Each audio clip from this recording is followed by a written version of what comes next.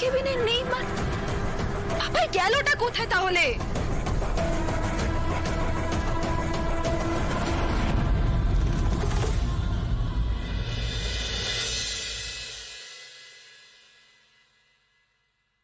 Thank you sir, thank you so much. আপনি জানেন না, আপনি পাপাইদাকে নতুন হাসপাতালে শিফট করায় আমি কতটা নিশ্চিন্ত হয়েছি।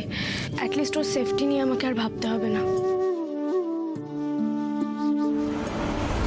স্যার, আপনার তো অনেক চেনাশোনা, আপনি প্লিজ পাপাইদাকে অন্য কোনো হাসপাতালে শিফট করুন।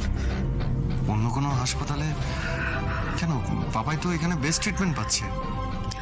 আমি জানি স্যার, কিন্তু আমার খালি মনে হচ্ছে পাপাইদা এখানে সেফ নয়। ওর যদি কিছু হয়ে যায় এখানে। তার মানে তুমি মধুকে সন্দেহ করছো? না, তোমার কি মনে হচ্ছে ও পাপাইয়ের কোনো ক্ষতি করে দেবে? আমি জানি না স্যার, আমি সত্যিই জানি না। পাপাইদার এই অবস্থায় আমার যুক্তি বুদ্ধি সব লোপ পেয়েছে, কিন্তু আমার না সকাল থেকে মনটা খুব কু ডাকছে স্যার। স্যার প্লিজ আমার এই কথাটা আপনি রাখুন স্যার। কিন্তু আসি এইভাবে হুট করে। স্যার, আমি ছাড়া পাপাইদার আর কেউ নেই স্যার। আমি ওর সাথে না এই রিস্কটা নিতে পারবো না।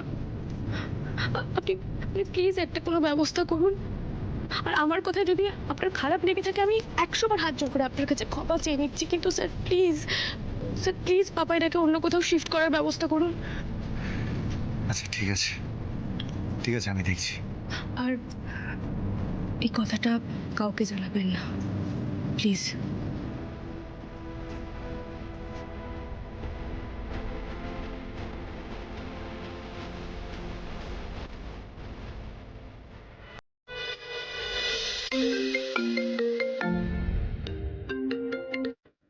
হ্যাঁ মধু, বলো। সাক্ষ্য, পাপাই কোথায়? কেন বলো তো?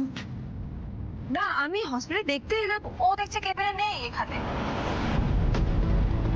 এখান থেকে বলছে তোমরা নাকি ওকে ডিসচার্জ করিয়ে নিয়ে গেছো। হ্যাঁ, আমি পাপাইকে আমার চেনা একটা হসপিটালে শিফট করিয়ে নিয়েছি। তো সেটা তুমি আমাকে একবারও জানালে না? তোমাকে জানানোর কি আছে বলো তো আলাদা করে?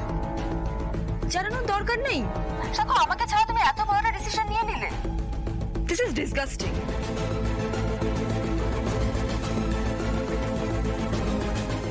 মধুবনী আজকেও নিজে থেকে পাপাইকে দেখতে এসেছিল।